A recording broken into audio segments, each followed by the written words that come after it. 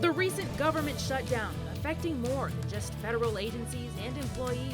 I know there were some volunteers that had tears in their eyes. The shutdown also grounding the Blue Angels. The Florida Department of Government Efficiency says Pensacola is wasting hundreds of thousands of taxpayer dollars. Maybe it should say, welcome to wasteful spending. A review of the city's budget contradicts some of the claims in a report from the state.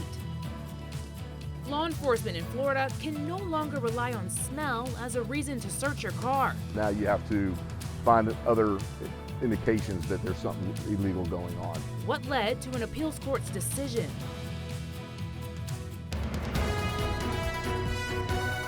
WEAR News at 10 starts now. Good evening and thank you for joining us. The government shutdown is putting a pin in the Blue Angels tour season. Today, the team and its aircrafts returned home to Pensacola from the West Coast. They were scheduled to appear in several shows in California. And today, one airshow executive says his team has worked for the last 12 months to secure the Blues for their show in Salinas, California this weekend. Now they're making adjustments without the Blues. The Blue Angels took to the skies today, preparing to station the fighter jets indefinitely due to the government shutdown. Harry Wardwell is the executive director of the California International Air Show. And watching them leave, I know there were some volunteers that had tears in their eyes. This weekend's 44th annual air show was set to feature the Blue Angels, bringing out a crowd of up to 45,000 people. He says without the Blues, the turnout may be smaller than anticipated. It's certainly not the Blues' fault, not anybody here's fault. It's just that obviously the government did not get together to resolve this budget issue, and we're all kind of suffering from it. The show is also a fundraiser. Wardwell says the nonprofit has donated more than $9 million to local charities. The California International Air Show isn't the only one missing out on the Blues. The Blue Angels are scheduled to be participating at Fleet Week. They are currently sidelined. Fleet Week is another show in San Francisco. Officials released a statement on social media saying the show is on standby, adding the Blue Angels have confirmed they are ready and willing to participate if the government reopens by showtime. The last government shutdown happened in 2018, lasting 35 days. According to the Blue Angels website, the pilots are scheduled to fly through November. That includes the annual homecoming show. Well, I pray that the shutdown doesn't last that long and that the Democrats in the Senate come to their senses. Wardwell says this weekend's show will continue with several civilian acts. As for the Blues, this would have been their first performance in the Salinas Air Show since 2019. Wardwell says that won't be the last. We'll have another day when we can bring them back to Salinas. The Florida Department of Government Efficiency says the city of Pensacola is an example of wasteful spending.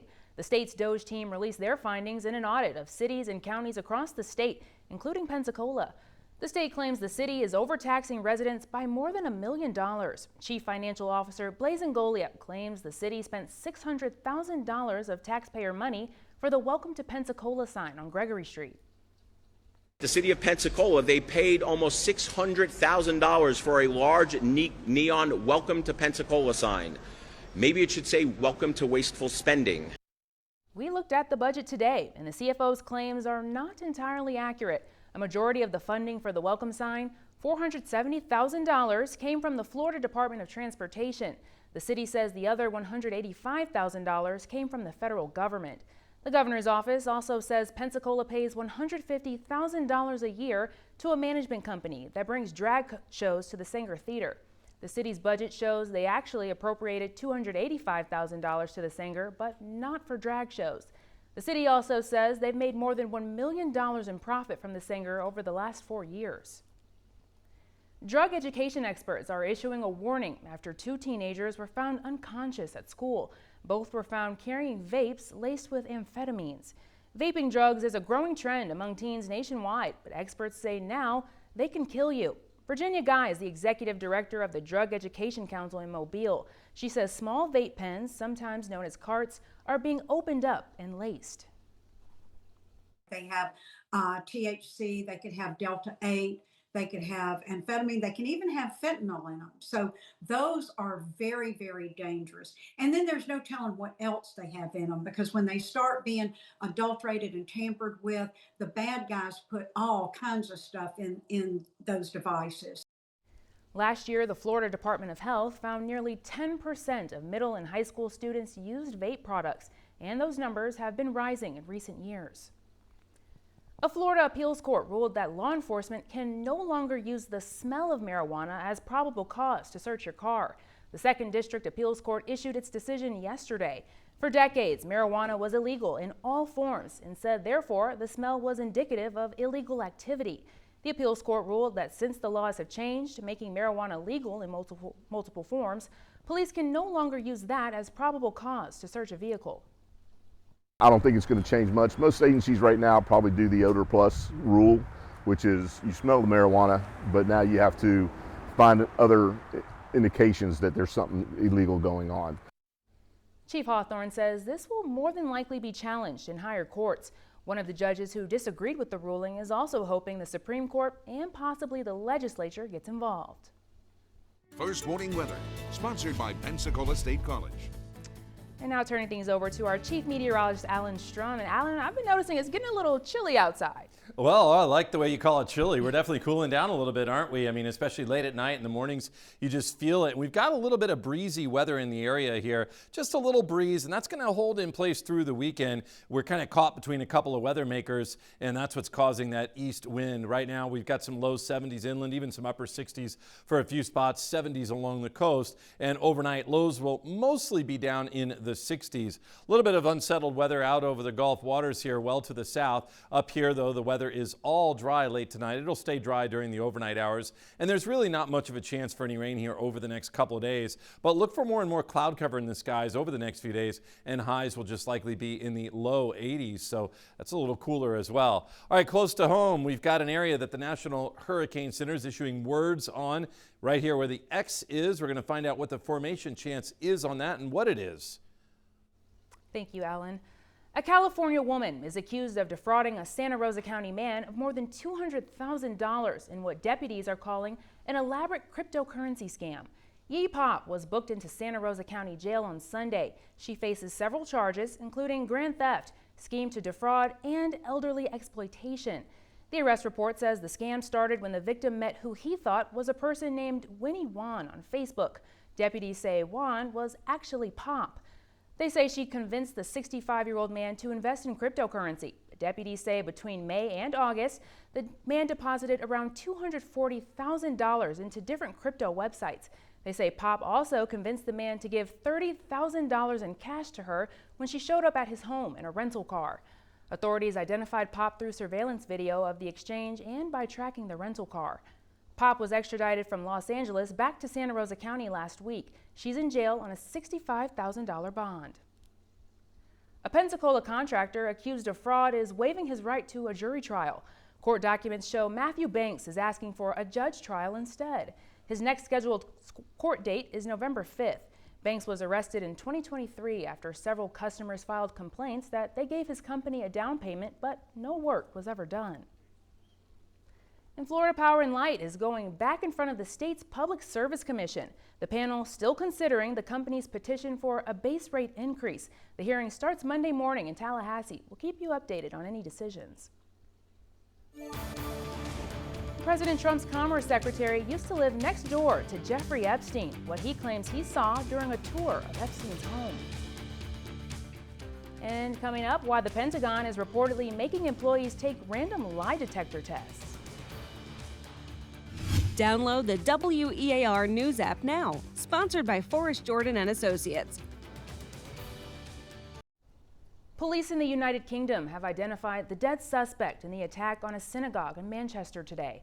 He's identified as Jihad al-Shami, a 35-year-old British citizen of Syrian descent. The attack happened on Yom Kippur, the holiest day of the Jewish year. 2 people were killed and 4 others were seriously injured. Police say al-Shami rammed his car toward a group of people gathered for the holiday in Manchester this morning. A man was also stabbed. Al-Shami was fatally shot within 10 minutes of police receiving an emergency call. This attack has been officially declared as a terrorist incident. In addition, I can confirm that 2 other individuals have been arrested in connection with this incident, and urgent inquiries are ongoing. 2 other suspects have also been arrested in connection with the attack. British Prime Minister Keir Starmer left a summit in Denmark to return to London for an emergency meeting with senior officials. He says more police officers have been deployed to synagogues across the UK. President Trump's Commerce Secretary is speaking out about convicted sex offender Jeffrey Epstein. Howard Lutnick used to live next door to Epstein. He told the New York Post that Epstein once gave him a tour of his home, and he asked Epstein why he had a massage table in the middle of his house. Lutnick says he broke ties with Epstein after that encounter. Lutnick also says he believes what happened in the massage room was on video, suggesting Epstein may have traded compromising videos of high-profile associates as blackmail. The Justice Department and FBI says there's no credible evidence that Epstein blackmailed prominent individuals. Some House Democrats want to speak to Lutnick to learn more about what he saw. And President Trump says the U.S. is now engaged in a formal armed conflict with drug cartels.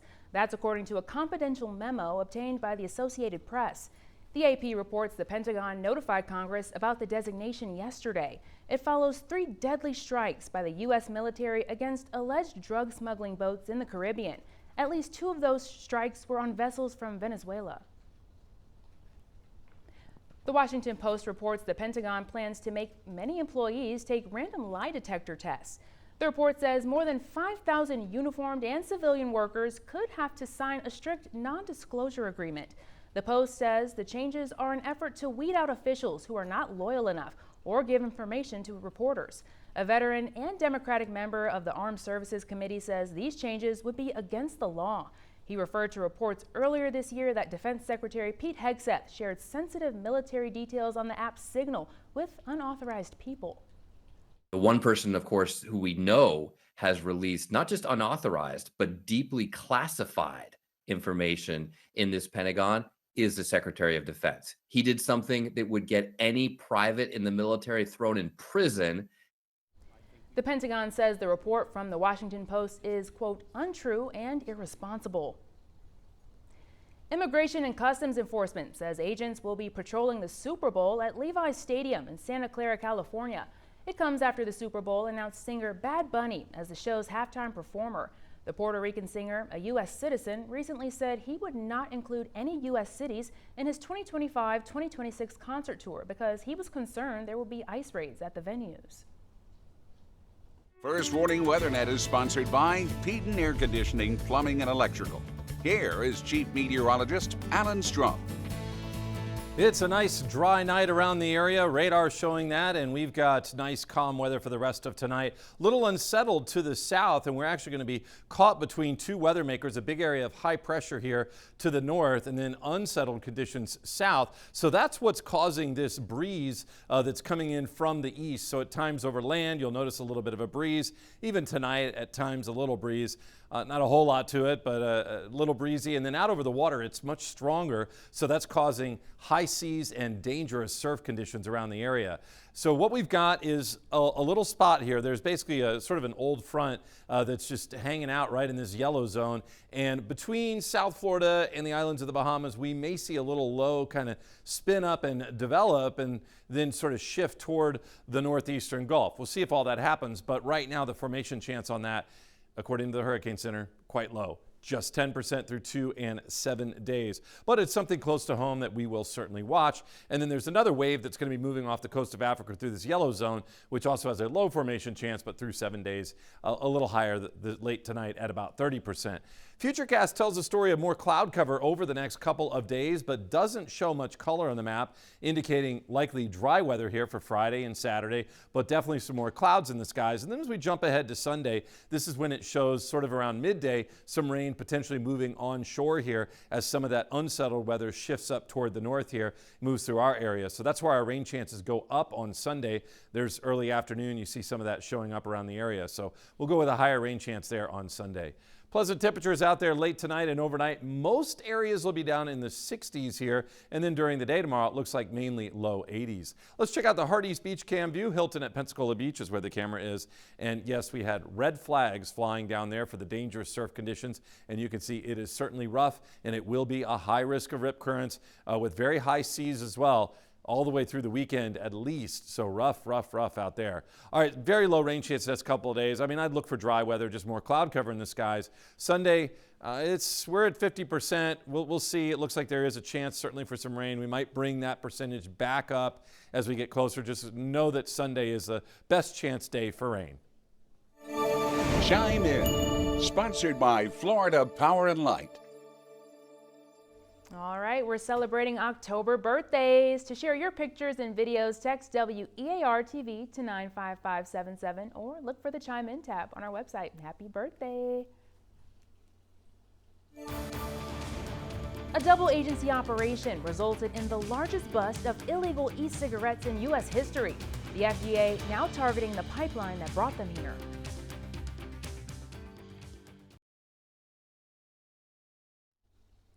Immigration and Customs Enforcement and the Department of Health and Human Services conducted the biggest bust of illegal e-cigarettes in the U.S. history, worth almost $90 million. It's a bold move to crack down on an industry regulators say is rooted in organized crime and considered a threat to national security. Spotlight on America's Lisa Fletcher sat down with FDA Commissioner Dr. Marty Makary to discuss how a pipeline of Chinese products that are now banned in their own country are now a top priority for his agency. A booming market, flooding American neighborhoods and funding foreign enemies. For years, we've documented the warnings from a former drug czar. Chinese government is not a friend to the United States. Let there be no mistake. They know exactly what they're doing. They're wiping out an entire generation. Senior law enforcement. We have a problem in this country, and the beneficiaries and the benefactors of this is Chinese organized crime. And leading lawmakers. Do something. What in the hell have you been waiting for? Our investigations revealed the vast majority of vaping products are made in China. Notorious cartels like Sinaloa are known to partner with Chinese manufacturers to move illegal products. Of the 7,000 vape products sold in the U.S., only 39 are approved by the FDA. Huge public expos sell these illegal products, which can contain dangerous substances like heavy metals and even fentanyl. And in interview after interview, critics told us the FDA was failing to get it under control. This is the FDA's job, and they didn't do it. Sending hundreds of warning letters, but taking no significant action to stop it. Even those within the agency, like David Oliveira, were incredibly frustrated. I rang all the alarms I could possibly ring to say that this Chinese product situation had gotten out of control and that we needed to corral this. The FDA never wanted to talk to us about it. Hey, Commissioner, good to see you. Until now. Thanks for doing this. Commissioner Dr. Marty Makary is clear. It stops with him. You know, when most people think of the FDA, they don't think of law enforcement. You're exercising authority that the previous FDA leaders did not. Why? We have to do it. When you have up to a quarter or more of your nation's children regularly using an addictive product, we have a real problem. Makary was on the ground in Chicago for the bust when his team seized nearly 5 million products. There were approximately 100 Starbucks in that greater region. Well, there were 1,200 plus vape and smoke shops and other retailers that are selling illegal vape products. So we have to understand what is ballooning up right in front of our eyes in order to address the issue. The bust is an amazing accomplishment. It's a fantastic headline, but how do you unwind what's happening in America? How do you put the toothpaste back in the tube on this one? It's the tip of the iceberg. We have to do everything. We have to go after the distribution networks, which have exploited weak enforcement at U.S. ports. We have had something called port shopping, which means the illegal vapes come in, our FDA inspectors look at them, and then in the past, I found out that the FDA was putting them back on the ships. Well, the Chinese manufacturers were just going to the next port, and 100% of it was getting in. It was a joke. They were laughing at us. Do you see this also as a national security threat? It is. Look, it's a major public health problem, and we have to do this. We have to take this action. The FDA has a law enforcement division. We have to do our job when it comes to these illegal vape products. For Spotlight on America, I'm Lisa Fletcher. A notable Pensacola name is helping students achieve their dreams, donating a large scholarship to Pensacola State College.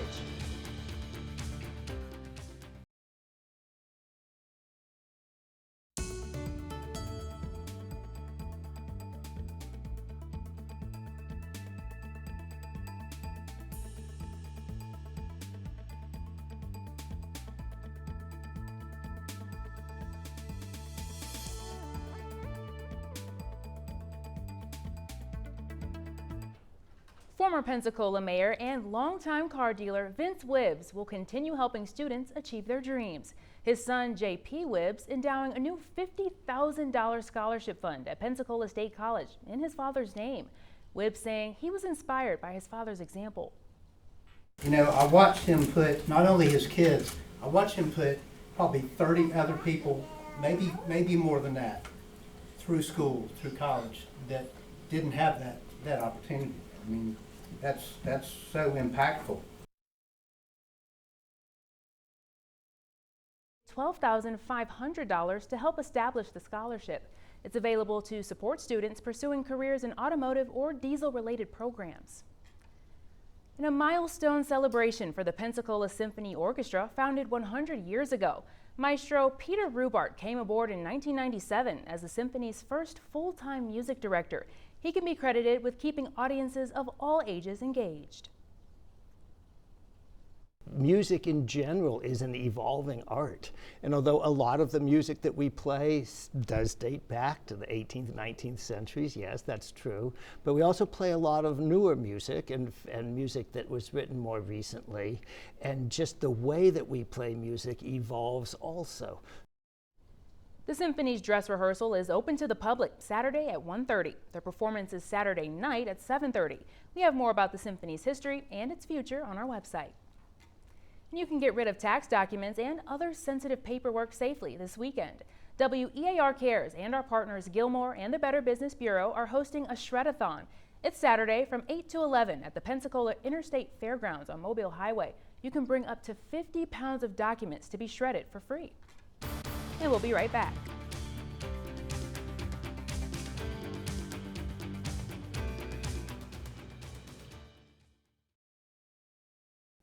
Checking out the extremes for today. We ended up with a high in the mid-80s, which is where we would expect it to be, low in the upper 60s. About the same tomorrow morning with our low temperatures, mainly between 65 and 70. So a nice morning and likely dry, a little more cloud cover and a little breezy over the next several days. So that's what we've got. And Brooke has your update tomorrow on 3 in the morning. Check that out. All right. Thank you so much for joining us. We hope to see you tomorrow. Yeah, it's been breezy and the Gulf has been really rough today. It will be with a high risk of rip currents because of the strong east wind. Well, I saw temperatures in the 80s for the rest of the week. The highs. Yeah, 80s. And out in the low side of the 80s too. So yeah. it's starting to cool a little.